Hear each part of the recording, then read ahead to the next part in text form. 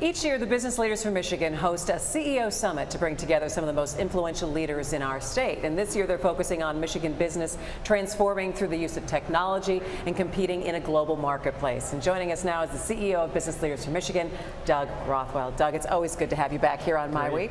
Thanks, Christy. Yeah, thanks, guys. You know, one of the things that I really like about the CEO summit is you get to get up and give basically an overall look at where Michigan stands now in terms of our economy, how we're doing in attracting businesses. So what does the report card say for this year? Well, I think the state of the state is better, is what I tried to say. Not great, but better. We've made a lot of progress growing jobs. I wish we were making more progress growing incomes. Population is steady. It was going down. And if you look at some of the leading indicators, I mean, we've got great innovation going on in our state, which is driving exports and patents and things like that. But the talent pipeline is not improving nearly as fast as it needs to. And of course, the infrastructure needs a lot of work. So I'd say, again, if you look back 5 years, better. If you're looking at where we are, absolutely, we still got a lot of work to do. So that gap between job growth and incomes, I think is going to take center stage when the next president comes to office. This is somebody who says people in places like Michigan make too much money. Maybe they should even be making less than they do now. Of course, that leads to the frustration, this wage stagnation that we've seen for a long time. What's the answer to that? Well, I think it's better education and training. I mean, really, it's all about the skills and talent you bring to the job, and we've just got to increase that. I mean, in Michigan, we have a below average education attainment level. We have a below average level of people that are getting a technical education, which increasingly businesses say they need. We're about 30th in the percentage of our kids that are deemed college or career ready when they leave high school. I don't know how you grow wages if you don't have the talent level to be able to pay for that. So it's about shifting our focus then from manufacturing jobs maybe to knowledge economy jobs. Well, or making sure that you have the talent that is going to be able to support manufacturing jobs that can pay the kind of wages that we'd like to see. Yeah. This is a high-tech manufacturing, but you know, with the Republican Congress, with the Republican White House after January, what are you expecting in the way of regulatory relief, and what difference would that make to the business climate in Michigan? Well, I mean, I think any business right now would say that regulation is an issue. It's something that could really help, I think, their bottom line. I think corporate tax reform is another one that we've talked about, repatriating maybe some of those corporate taxes that are overseas.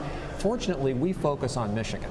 So, and that's a real, I mean, joy during this last election to not have to worry about the federal agenda so much. But the reality is what Washington does affect Michigan, and if Washington can make the business climate more competitive, it's going to help Michigan as well. I want to talk a little bit about, and go back to education, what you said, investment here, and looking at now the Republican-controlled House and Senate here locally in the state of Michigan.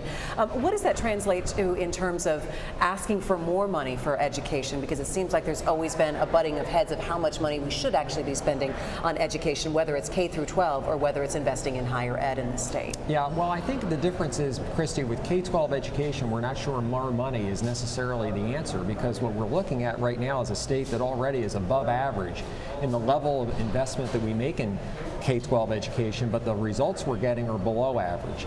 I'm not here to say that more money wouldn't help, but I am saying that I'm not sure more money is the first thing you would go to. I think we've got to look at the way in which we're delivering education and whether that needs to be changed. One of the things we're going to do this year as an organization is actually take a very comprehensive look at K-12 education. We actually avoided it for a number of years because it's such a big issue, but I think we feel like the talent metrics are not moving fast enough that we've just got to get ourselves into this and see what needs to be done. Well, one of the things we have to do with K-12, of course, is decide what we want to do and then stick with it. I mean, every couple of years we reinvent the wheel there and throw out what we were doing and start over, and of course that's not a way to grow any sort of progress. Well, look at what's happening with the tests, for example. I mean, it took us years to finally get behind a common set of standards and tests that we were going to use to measure how well our kids were doing and our schools were doing relative to other states across the country.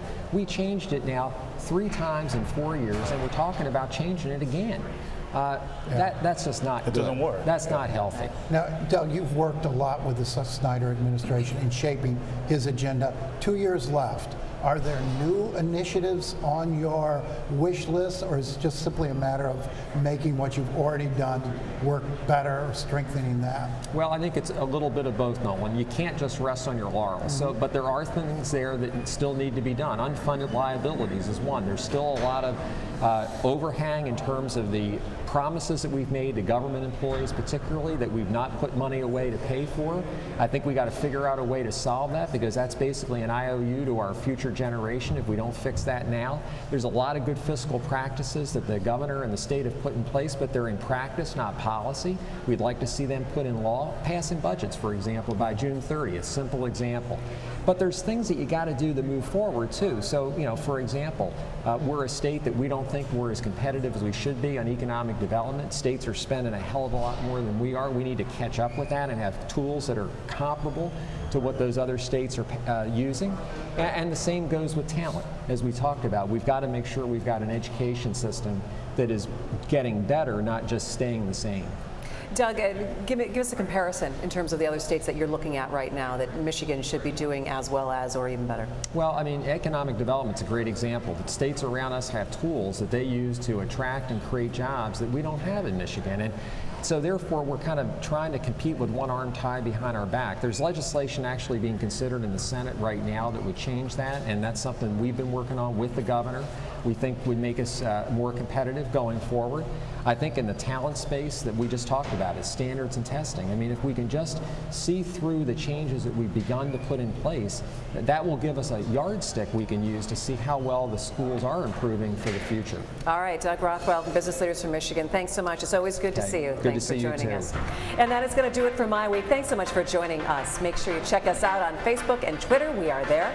And come back next Thursday for another MiWeek. I'm Christy McDonald. Take care. We'll see you next time.